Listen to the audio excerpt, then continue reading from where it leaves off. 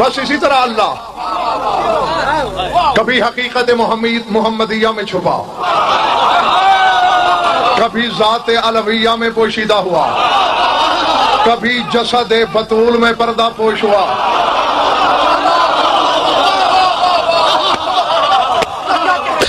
کبھی حسن کی نظروں میں چھپا رہا، کبھی حسین کے دماغ میں مستور رہا، کہیں سجاد کی سانسوں میں الجھ کے چھپ گیا،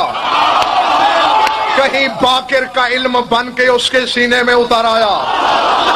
کہیں صادق کی زبان کی چاشنی بن گیا، کہیں موسیٰ کاظم کی مناجات میں سرگوشیاں کرتا رہا،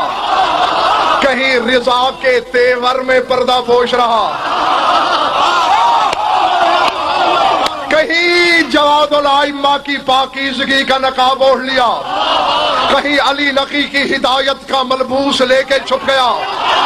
کہیں عسکری کے تز کو احتشام میں غائب رہا، اور آخر میں اس نے کہا کہ نہیں آئی سمجھ زمانے کو آئے قائم زمانہ، دنیا سوچتی ہے کہ اللہ ہے بھی اور نظر نہیں آتا، تو چھپ جا اور بتا جیسے میں ہوں بھی۔